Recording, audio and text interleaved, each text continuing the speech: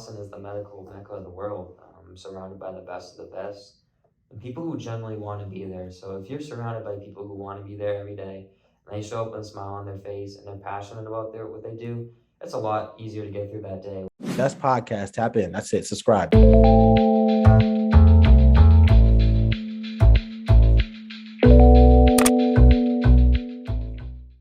This is the STU STREET podcast, episode 11. I'm your host, Sam Morra, and today I'm sitting down with Ethan Curtis. Ethan is a biomedical engineering student at Boston University, as well as a patient care technician at Beth Israel Medical Deaconess Center. Ethan got his start at Beth Israel back in August after he completed both EMT and CNA courses, in which he passed a state exam and received certifications in both. Today we look at how Ethan got to where he is and what his current situation means for his personal outlook on his future. Thanks for coming, Ethan. It's great to have you on. Thank you for having me. So obviously, there's a lot to unpack here. I referenced your training over the summer, as well as your current position and your schoolwork. Can we just start out by explaining to the listeners what a patient care technician is and what you do on a day-to-day basis? Sure, absolutely. So when I first get to the hospital, I'm tasked with vital signs. So I have 15 patients that I'm responsible for. I go to every patient, I check their vital signs, I take their blood pressure, heart rate, pulse rate, respiratory rate, and I make sure those vital signs are within a certain parameter of like values that we like to see, and I report back to the nurse if those vital signs are outside the range. And so then I get an update on each patient from the nurse. We go through if they need like one or two assists, what their diet is, like how to handle the patient while I'm there for the day. Outside of that, I'm tasked with helping patients go to the bathroom. I help them order if they need help ordering. I help them get water if they need water. I'm there for the patient. Anything they need, I'm there. And I help provide baths and general cleanup, sanitation. That's like the vast majority of what I do on a day-to-day basis. So obviously there's a lot on your plate there, a lot of tasks that you started back in August, but you didn't know necessarily everything that you were going to be doing going in. So what was that process like of onboarding, and did they ease you into the whole training? Yeah, sure. So when I started in August, late August, I spent 2 full weeks before I started at school with a current PCT who had worked there. So I spent the full day with the PCT. She went through everything she does on a day-to-day basis, things I should look out for while I'm there. So I spent like the first week with her full time, and then we split up patients. So I took half the patients, she took half the patients. So I started to get my own personal experience, one-on-one with the patients, helping them with any of their needs. So I was sort of eased into it. I also worked with a director at the hospital who sat down with me and went through a full orientation book, like how to use the equipment, the ins and outs of the day, like what each hour should consist of, how you go throughout your day, and gave me the full-on experience of what to expect when I'm there by myself, starting this Friday, actually. Are you excited or nervous for that? I'm a little nervous, but I feel like I've been properly trained and have the right skill set to handle anything for sure. And I think you're getting more comfortable pushing yourself into uncomfortable situations, which is where true growth happens. Yeah.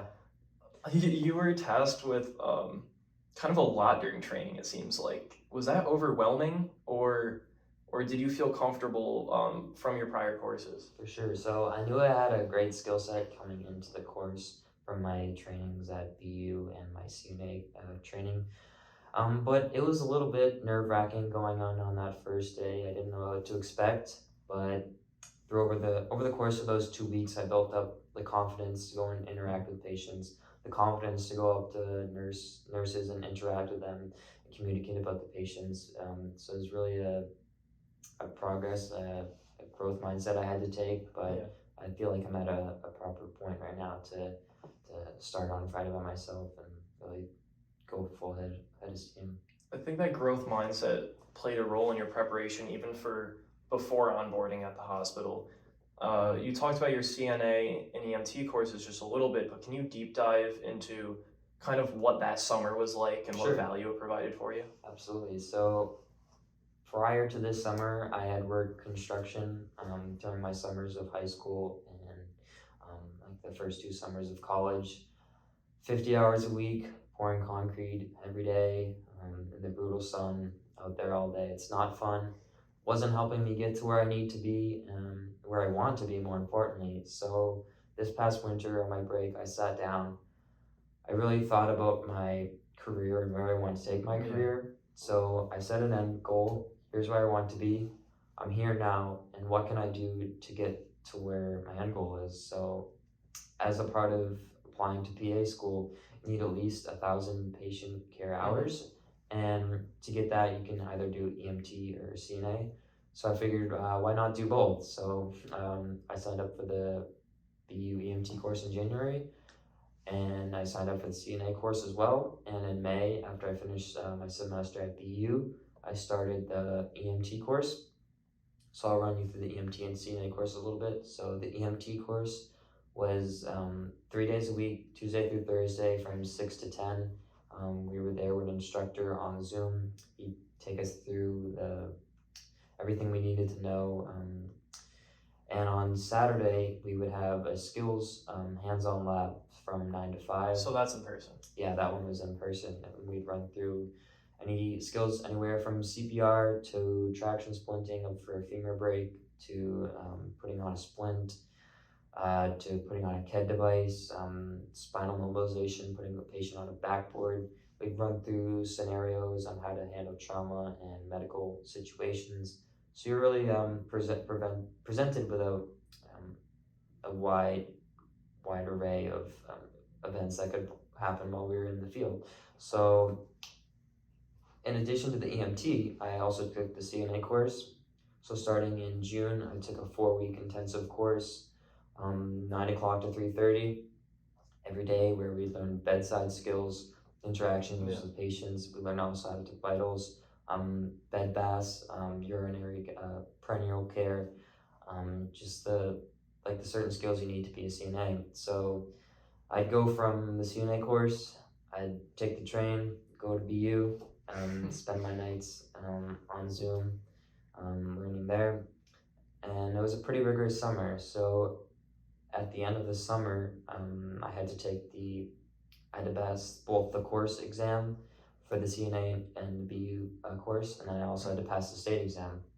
So each state exam was pretty rigorous. So I took the CNA state exam down to Fall River. I had to take a commuter rail down to get there because there were limited testing centers open. So I took the first available spot, and that was in Fall River. So I took the commuter rail down there, stayed in a hotel overnight, and had that pressure. And this is late July? Yeah, this is late July. I had that pressure. If I don't pass, I gotta come back here and do it all again.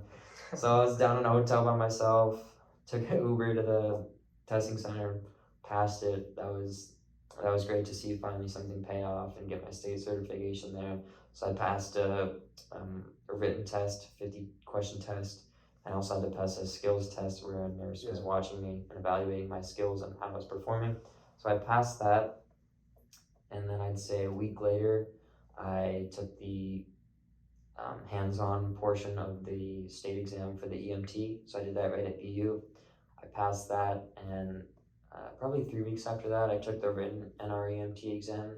That was down in downtown Boston, so that was 120 questions. And did you, I'm guessing you did more prep work on top of your classes with this as well. For sure, yeah. There was a lot of prep work on weekends. Anytime you had at the night, you're studying a good amount for these courses. They're pretty rigorous, and there's a lot of information we covered, a lot of things you had to memorize and be able to repeat. It was rigorous, so I passed the EMT psychomotor exam, and once I got my certifications, I had the opportunity to now apply to work somewhere in the field.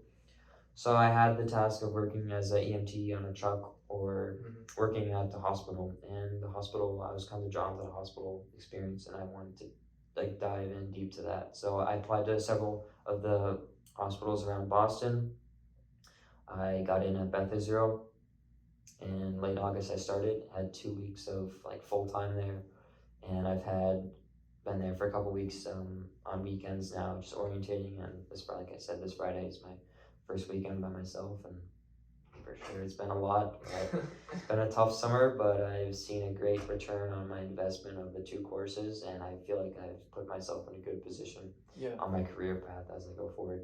Before we dive into your time at the hospital, I just want to talk a little more about that transition period. So you finish your CNA course, you finish your EMT, you get certified, all of your work over the summer comes to fruition and you see results. What did that teach you about yourself, and how did you feel your skills were rounded out at the end of that process? Yeah, so really taught me how hard work can pay off. Like, you hear the saying, hard work pays off. And I really saw that come to fruition this summer. It wasn't easy.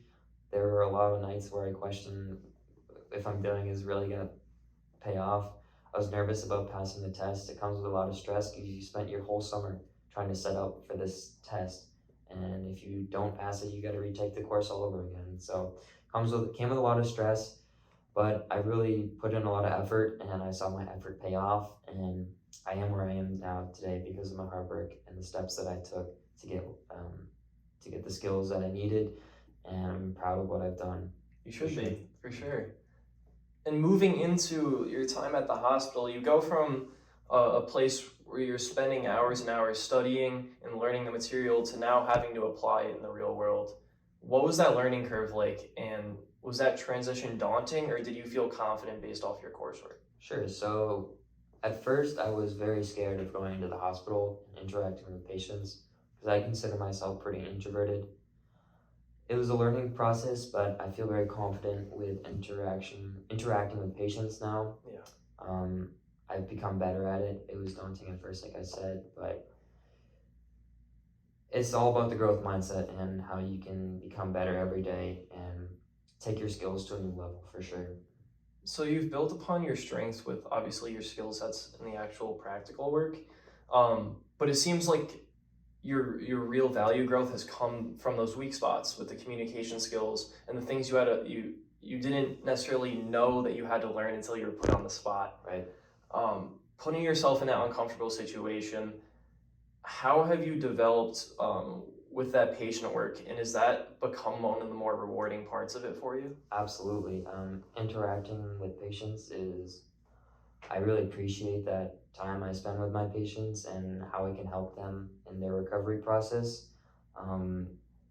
Going home at the end of the day, knowing that my patient just said to me, "You made my day the best it could be," and my time spent with you I appreciate you and everything you do. That means a lot to me. I've worked on my interaction skills. I feel like it's become a quick strength of mine. I've grown pretty fast in it, and I have the confidence to go and interact with all my patients and provide the best care I can for them. And I'm proud of where I've grown in the 3 weeks I've been there, so I've come a long way. And you've kind of found out those things not only about yourself, but kind of one of the drivers behind why you love the work that you do once you got there. Mm-hmm. But why medicine? Why did you choose that to start?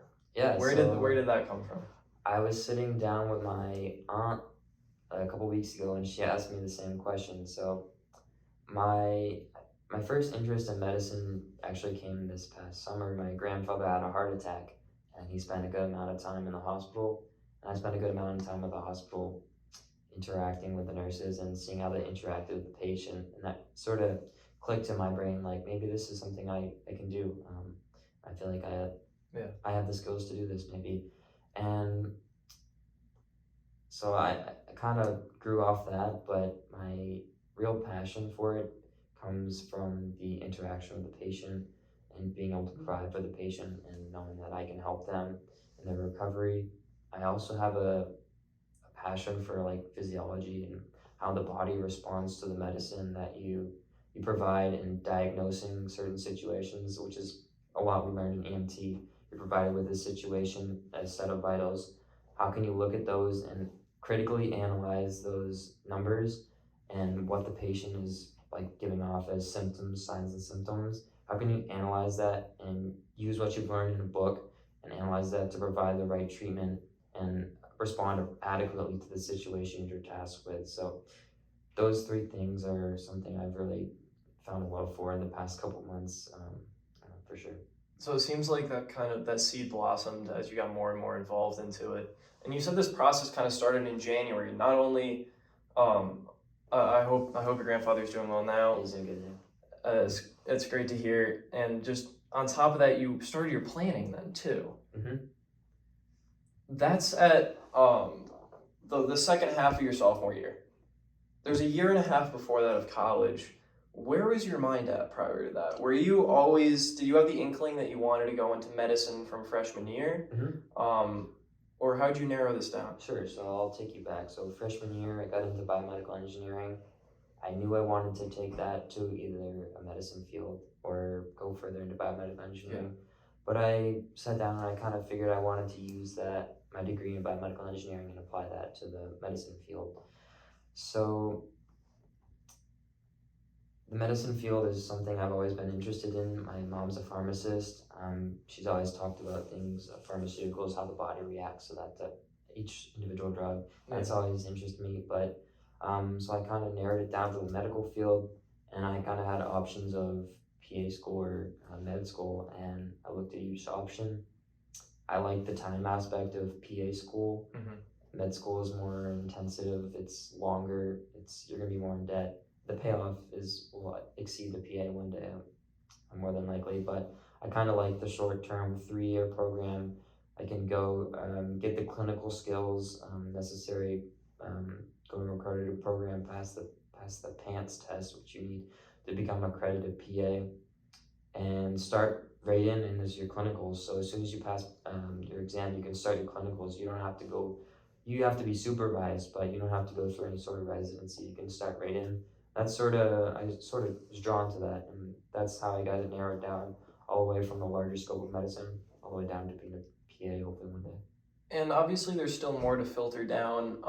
Do you know, there's a plethora of options within becoming a PA, whether you go into traditional medicine, surgery, or cardiovascular, as you talked about before. Have you found where that is, and what was that process like? Yeah, so like I said with my grandfather, that sort of inspired me to work in the cardiology unit where I work now. So that drew me to the specific specialty of cardiology.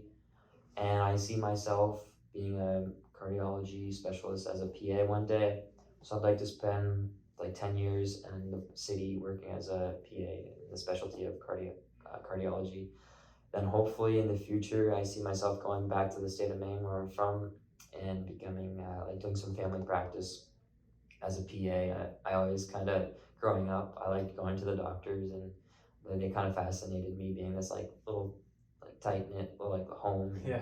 I was always kind of drawn to that, so I see myself doing that in the future, and I kind of have that vision of where I want to be, where I'm now, and how I can get there for the next couple decades. It's kind of nice to hear too that you want to kind of go back and give back to your local community as Absolutely, well, and it's refreshing to hear, nonetheless. You're also a very busy undergrad on top of all of this. Yeah, we talked a lot about your job so far, but I don't want the listeners to forget you're a student still. Absolutely. So what does your current week look like? You're a biomedical undergrad. Yep. Biomedical engineering undergrad. So you're busy. Very busy. On top of your hospital time, what does it look like? Sure, so I have 5 courses right now, a lot of labs. I'm spending a lot of time during the week doing homework, a lot of coding, which comes with biomedical engineering. So I'm spending a lot of time working on assignments and projects and labs, communicating with my partners in my project groups. Yeah. That takes up the most of my week. And Friday nights from 7 at night to 7:30 in the morning, I'm at work. So I do 2 12-hour shifts over the weekend. My time is very limited. I have to maximize. So that's an overnight shift? Yeah, overnight shifts. Wow. Yeah, it's a bit of an adjustment. So I work, like I said, from 7 to 7:30 in the morning. Wake up, try to sleep for 7 hours-ish, and start writing in homework because that exam comes Monday. You got to be ready for it. They don't care if you work the 12-hour shift. You got to be prepared, and you got to put in the time. So, it's a progress. It's certainly not easy. I'm working on it, and I'm trying to maximize my time in every way I can. And it's a learning process for sure. Has your body adapted to that? Because you have to schedule yourself as your normal student throughout the week, and then you're basically nocturnal on the weekends. How is that? Has it been a stressor on you? It's tough. So actually, last weekend was my first overnight shift. I start my overnight shifts from here on out. Um, it wasn't as bad as I thought. I was able to function the whole night with full strength. Helping, I was able to like help myself by taking a nap before, like getting like 3-4 hours of sleep before I went in at 7. That helps for sure. Yeah. But it's not easy. It's gonna be a work in progress, and I'm gonna learn how to. I'm gonna have to learn how to turn that switch, flip it on while you're at work, come back to sleep, flip it back on, study, and keep going for sure. It seems like you're learning to be more and more adaptable, which is obviously a huge trait that you need in the medical field. But on top of that, planning goes into a lot of this. You've laid out kind of your long-term goals, how you plan on getting there, and the progress you've made thus far. But how does that planning go in on a day-to-day basis to keep you on schedule? Yeah, so planning's a lot to me. Every day I start the day, I sit down, list everything out on a note card of what I need to do, check it off as I go, and that keeps me on task, what I need to do, and the focus and the drive to keep going. Yeah. That list keeps me going. Same thing at work. I get a note card, lay all the rooms out that I have, get check boxes for vital signs. I have to take everybody's weight. So as I go and check it off, and it gives you like a little bit of accomplishment when you see it check off, but you still know that you have a lot more tasks to keep going throughout the day. It just keeps you on focus, and without that, your mind can get roaming of, I got so many things to do. What do I need to do now? But with that task, with that list, keeps you on track of what you need to do and how you can stay on top of your things you need to do. And just having that kind of built-in pre-programmed schedule help you find a balance a little bit in your life. I know that balance looks different for everyone, and obviously you have a lot on your plate. But how do you find that balance where you don't burn out? Yeah, it's tough. So I'm still in the process because I only started like last week with the overnights. But I try to do like I have 2 things that I enjoy during the week, and it's watching a football game here and there, or listening to the podcast. Listen to Part of My Take. Yeah. I ride by that, and that keeps me sane and allows me to enjoy my day a little bit.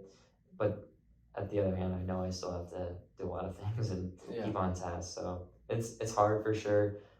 This summer, my only like form of fun was playing golf on the weekends here or there when I had free time outside of lab. That kept me sane. Getting outside in Getting nature a little bit. being able to enjoy myself. But now it's a little tough because I'm limited with time and need to maximize it.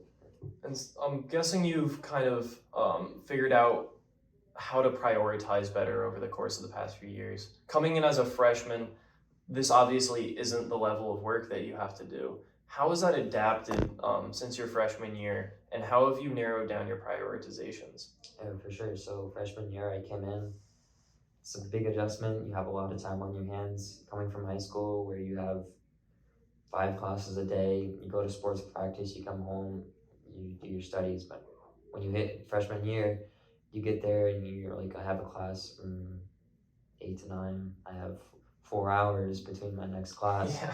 What am I gonna do, and how can I use that time appropriately to stay on task? So you learn to find where time is pretty quick when you're limited. So like, even like for instance, when you sit down and eat, am I gonna watch a video or am I gonna look at my notes that I have to study for an upcoming exam? So it's the little things that add up, that if you find the small time, like a little bit of time here and there, that adds up to be a lot of time at the end. So it's really maximizing every part of your day, for sure. You've clearly never shied away from putting in the necessary work. And to achieve such a goal, you need to apply yourself wholeheartedly, especially in a field such as medicine. But there needs to be a driving force behind all of it. Where does your true passion come for this, on top of your initial like pushes with both your grandfather and just your inkling that you want to go into medicine? Is there kind of an intrinsic quality on the day-to-day? For sure. So I have the overarching goal of where I want to be that drives me to an extent, but it's really the interaction with the patient and knowing that what I'm doing is helping somebody else when they're at their lowest point in their life. They're down, they're struggling, and I'm there to help them. And the fulfillment of knowing that they said to me, "You made my day. Everything you've done has helped me recover, and I appreciate you for what you've done." That truly drives me. That makes me want to get up and go in the morning and like take the day full on ahead. And it's not easy. 12 hours is a long time, but those little moments like that those glimpses of like happiness and fulfillment, those keep you hopeful, and they drive you for the next day to come. For sure. I heard a pretty good quote the other day. I listened to the Work Life podcast with Adam Grant a lot, and recently he had Atul Gawande on, who's a famous surgeon. He also was a writer for the New Yorker, does public health policy and research. He currently leads the U.S. Agency for International Development. So he's a very busy guy. He actually during residency was writing for the New Yorker, so he had 110-hour weeks. But what kept him going was that intrinsic energizer. So on top of all of this, your end goal, you've laid out to me where you want to kind of be in life. But from a mindset perspective, what is your end goal, whether it be in your job, personal life, or your health? What are you striving for? It's gonna sound kind of corny, but it's really happiness. We're all here in life going through the day to day, but if you can't get through your day without like happiness and fulfillment, it's gonna be a long day. And like I said, it sounds cheesy, but it really means a lot. Like those short glimpses of fulfillment, those keep you happy for the day to come. They give you a hope for the next day. Like even like listening to a podcast, like just laughing and enjoying that time while you're like listening to that podcast, and keeps you happy and sane and drives you for the next day. And it's not money. Money doesn't drive me. Family drives me. Having a good family and people that surround you, and you know you can count on when you're struggling, and you know they'll be there for your ups and your downs. And that means a lot for sure. And having those right people in your corner can mean so much. And a lot of times when people are trying to push towards a goal, initially they think they can do it all by themselves. Overall, have you found people along the way, whether it be at work, whether it be your family, that have pushed you through those difficult obstacles? Yeah, I'd say my parents, first and foremost. They drive me every day. They help me stay on task of what I'm doing. They're really the light to me. They mean a lot to me, and I take their input. I understand that their input is important, and I use what they say and take the right actions to help me progress in my career. So my mom is a pharmacist, so she has helped me on this progress of of the journey that I'm on, and she's helped me lay out some of these steps that I can take to get to my goal. But that means a lot to have somebody who can drive you, to keep you motivated, to keep you on task, because without that, you can get lost pretty quick. I fully agree. And also, you're in a great position where you are to learn from great people. Beth Israel is a world-class teaching hospital of Harvard Med, and the level of expertise within that building and the surrounding community is immense. What have you learned from being in that environment, and what has that taught you about being around people that are truly passionate about helping others? Yeah, for sure. So Boston is the medical mecca of the world, surrounded by the best of the best, and people who generally want to be there. So if you're surrounded by people who want to be there every day, and they show up with a smile on their face, and they're passionate about what they do, it's a lot easier to get through that day with people you're surrounded by good people. When you're surrounded by people with a negative attitude, like I've worked in construction, you're not dealing with the best people sometimes, and they drag you down, and it's hard to keep pushing through that day. You're getting yelled at for something small, but when you're working with good people and people that really care about what they do, it means a lot, and it's a big difference. I can tell from what I've done in the past and what I do now. It truly helps you get through your day. I think it also plays an important role in they're leading the next generation of medical leaders. And so setting that example comes from the top down. And so you talked about a little bit working under certain people has really benefited you. What would you say to other college students the benefit in finding that real world experience could be, independent of what their field is? The real world experience is everything. I'm getting thrown right into the my field and what I want to do. I'm being tasked with how to balance life in work and outside work. The real world experience means a lot because your life only gets busier from here, right? So I'm learning how to find that balance in my life. And if I can balance this, I feel like I can balance it. Like, for instance, hopefully when I have a family down the road. So Yeah. you're just learning how to balance things in your life and take it, take it as it goes. Just day by day, step by step, Yeah. a little progress. Yep. A lot of students come into college thinking they may want to enter the medical field, but kind of have lingering doubts about whether or not it's the right fit for them. You've had a lot of experience so far, not only filtering down what a specific field within medicine you want to do, but really finding that it was your passion. What advice would you have for those students that might be on the fence? Yeah, absolutely. So, for anyone who's interested in the medical field, first start out by shadowing somebody. Even when you're in high school, spend a week out of your summer, go to your local family practice, ask the doctor, can I shadow you for a week? Can I walk around with you for the day? And experience what they go through every day, the ins and outs of their job. And if you can handle that, and if you feel like maybe I could do this one day, and like I see myself doing that, then yeah, maybe try an EMT or CNA course. Even if you're not going to get a job in that, just get those skills and see what it's like to interact with patients maybe, and use the skills you can acquire from a book and put that to like the physical, like actually responding to the situation.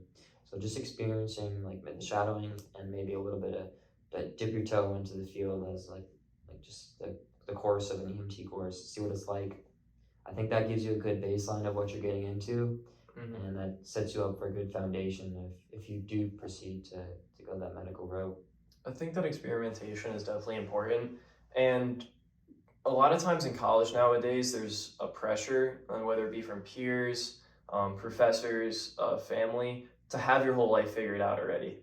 But in reality, you need to test things to be sure. And with a field such as medicine, where there's a lot of time commitment, you really need to be sure it's what you want to do. As you said, happiness is the end goal. And so hopefully some of that resonates with the people listening today. Absolutely.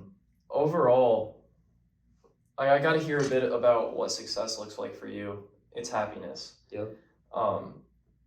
You have a lot of goals moving forward, but obviously to be truly happy in your time you have now, you need to enjoy each and every moment. What has allowed you to stay connected to your times in the hospital, in school, just in every moment, and take it in as you go through this process? It's not easy, but it's a work in progress. Working at it as I go. As I started 3 weeks ago, I'm still working on it, but I'm trying my best each day to take the moments for what they are. Don't take anything for granted. Soak in every moment for what it is, and find the best out of your everyday situations, and just look for the good start. Look for the good things and all of your experiences, and take those memories with you as you go on in your lifetime. That's definitely that growth mindset you've been just reiterating this whole time. And overall, I'm glad to hear that you're happy. I'm glad to hear that you're still motivated to keep going on. As busy as life gets, it's good to have those motivators behind you, especially when it's a true passion. Absolutely. So I'm glad to hear we lived next to each other freshman year, and you've come so far since then, not only in your professional development, but as a person. So I appreciate that, and overall what you have to come. Absolutely. So just to expand on that a little bit. So freshman year, I entered as a biomedical engineering student. I really didn't have any like goal to get me like driven to join any clubs or any groups or any stuff like that. I was a little like lost. I just kind of focused on studies. Over this past year, I found myself, and I've put in a lot of hard work to get where I am today, and I'm proud of that. And it's really the hard work pays off phrase that really is what I experienced this summer and saw it come to fruition over my summer. So it's all starting to fully come together. You've learned all those skills practically over not only your summer, but your time as a BME student here at school. And now you're applying it practically. Do you feel much more well-rounded now? Oh, for sure. Yeah. My interaction skills, being able to communicate with people, I would say coming from an introvert perspective, like the past couple of years, I've opened up. Yeah. I've grown my skill set there, and I feel more wholly rounded as a person today, and I hope to grow. I'm still working on growing with my strengths and weaknesses, but like I said, it's growth every day. So. And you're building upon both, no doubt. A lot of people might think that if they keep building at the thing they're really good at, it will drive success. But you seem to have a healthy balance of both, where you understand there's other skills that you might not necessarily have right off the bat, but are going to be important down the road. And what does it mean to attack those at an early age? It means a lot. So I feel like you have to focus on your weaknesses, but you can't forget about your strengths, because your strengths are what makes you great. So not only you have to keep your strengths like important, like keep practicing on your strengths, but you also have to devote some time to your weaknesses. Look at what you're struggling with in life and set some time and focus on that. So you can't forget about your strengths, but you also have to prioritize your weaknesses. Yeah, so finding that balance is obviously a process. Did you know initially going into the hospital, this is something I definitely need to work on? Or was it kind of hit with you in the moment as you were working with patients and understanding that this is going to be something I'd progress at? Yeah, when you first get into the hospital, you're head on. It's not easy. Something that you have to work at, the time balance, interaction skills, being able to communicate properly. Have to remember everything that you did and have to report it into the computer. You can't forget things. You got to write them down. You got to stay on task. There's a lot to keep on track, and it's not easy at first. But if you stick with it over time, it'll just be another thing that you don't even think about. So it's all about like putting in the time and the hard work and the necessary steps to get to where you are today. It seems like you've developed a lot of those soft skills to complement your hard skills very well. You have all the technical knowledge, but on a daily basis, you can perfect both and sculpt it even better. You told me your long-term goals, but where do you see yourself by the end of senior year? Do you have a goal for yourself before you go into PA school? Yeah, so I'd like to potentially work full-time this upcoming summer at Beth Israel. So the goal is to get easily like a couple thousand patient hours. My plan is to do a lot of PA shadowing and get like the full experience of a PA, like I said. And I feel like if I can do those steps, I'm at an advantage over my fellow peers applying to PA school. But I feel like if I do that, I'm setting myself up for success. Getting the patient hours really means a lot. It gives you the technical skills to go into PA school to feel like properly prepared. Because you're gonna come out of your book knowledge, and you're actually gonna go right into clinical skills. So the stuff I'm doing now applies to the clinical skills that I'll have to do in PA school. So that's why those patient hours really mean a lot. And I feel like if I do those steps, I'll be ready to apply to PA school. So I'm not sure if I'm fully gonna take a couple of years off, because they like to see like a little bit of older students, not necessarily right out of college. Mm-hmm. They like to tend to favor those older students with who've more had work experience. So I'm not fully sure what I'm gonna do right out of college, but I'll definitely sit down with the team, the pre-health team at BU, sit down with my family, talk about everything I need to do, line up the steps, and I'll get there for sure. Not only is that a great positive mindset, but it seems like you're trying to put in whatever extra prep work you need to give yourself options down the road. I know you said it takes 1,000 hours to get into PA school, and that's a requirement, Right. but you want to put in a couple thousand. Yeah, you don't want to be the baseline on anything. You gotta distinguish yourself for sure. So getting those couple extra thousand hours. I'm already at close to 200 right now. So I feel like if I just keep working every weekend in the spring, the fall now and the spring upcoming, then I'll usually have a couple good 100, and then in the future in the summer, really build up the hours. And that'll not only mean a lot for your resume, but just for your overall confidence in the workplace. Yeah, for sure. If you're put into your field and you're working on your craft every day, obviously you're gonna have a better chance for success when it comes to higher levels of what you're doing. So upcoming higher levels that you're working to get to. I think that summarizes this interview very well, is building the proper foundation. No matter what field it is in, you need to build the proper foundation to succeed in the future. So just to conclude, do you have any one last piece of advice you'd like to give maybe undergrads, whether they're in the medical field or not? Sure. Dip your toes in a little bit of everything, experience the world, different fields, because if you can find your niche and what you like to do, it's going to make life so much more easier. Finding that happiness in what you do, that means everything. It's going to drive you, it's going to keep you going forward, it's going to want to make you grow as a person, and if you can find that, then hopefully you can live out life to its fullest potential. Well, overall, Ethan, I'm happy you found your niche, and just overall glad to hear your final goal is happiness. It's very refreshing to hear, and overall, it needs to be. Absolutely. So thank you. I'm glad I can call you a friend, and also Same that here. you take the time to do this. So this has been episode 11 of the STU Street podcast. You can find it on YouTube, Apple Podcasts, and soon to come on Spotify every Thursday night. Thanks again, Ethan, and have a good night, everyone. Thank